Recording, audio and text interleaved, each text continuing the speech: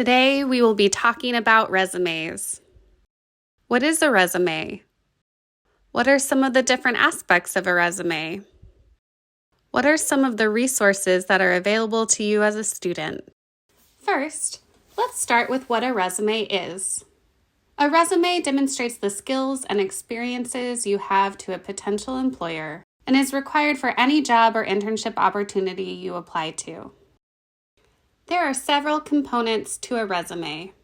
A header that contains your name and contact information, education experience, professional or work experience, additional experiences such as volunteering, student organizations, and courses. The header of your resume should contain your preferred name and best methods of contact, such as your email address and phone number.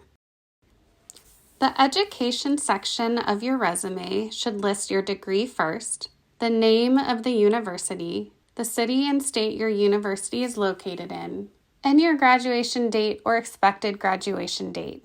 Listing your GPA is optional, and including it may depend on the organization you are applying to. If you are proud of your GPA and want to include it, please do. If it is something you are hesitant to list, know that in many cases, it is not considered a requirement. If you attended a community college, you can also list this in your education section. High school is not a requirement, as it is assumed that if you are currently enrolled at a university, that you have completed high school.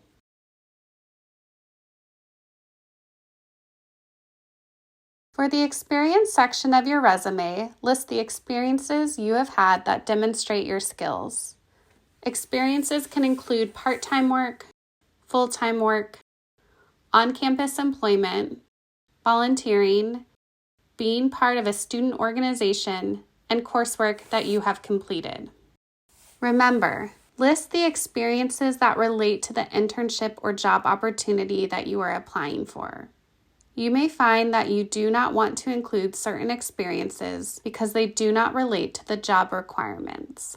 When listing experiences, make sure to include the following: the title of your position, the name and location of the organization, the dates of when you were part of the organization.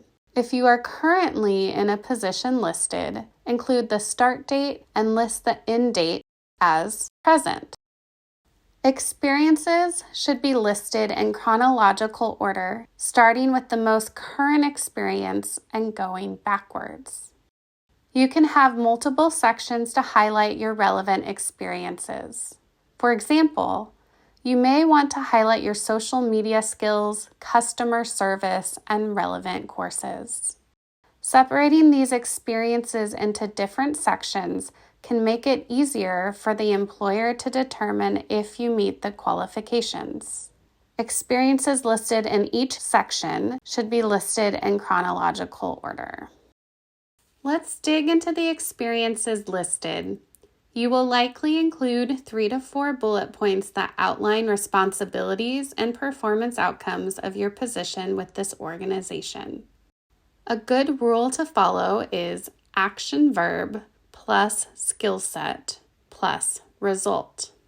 Here is an example.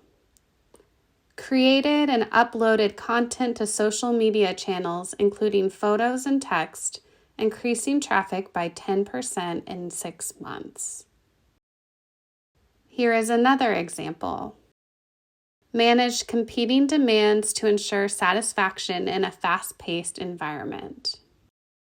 Here is an example of a bullet point to describe a class project. Interpreted data sets to create a detailed graph displaying national employment trends in the last 5 years. A great practice is crafting your bullet points around keywords from the job description. This shows the reader you have the qualifications they are looking for. Some additional tips and reminders when creating a resume.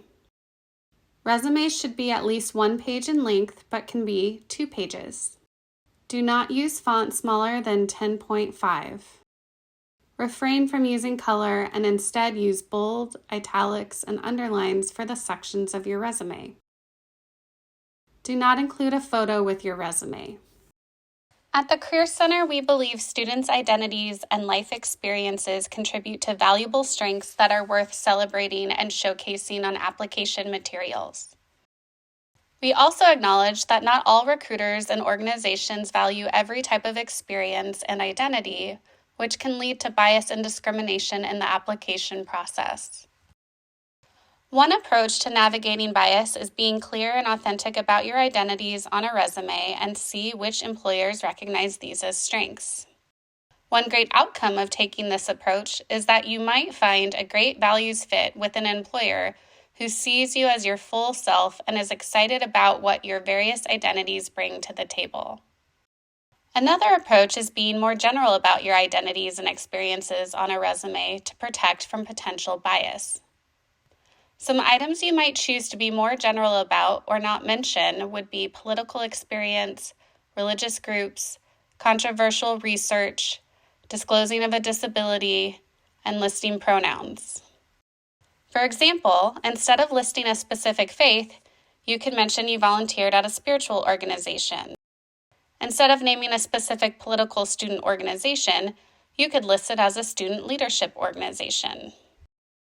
People may also make assumptions about your identity based on your name.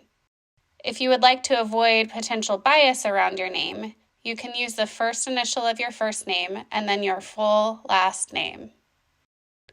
A resume is a snapshot of who you are, and we encourage you to share however much of yourself feels good to you. There are many ways to approach this.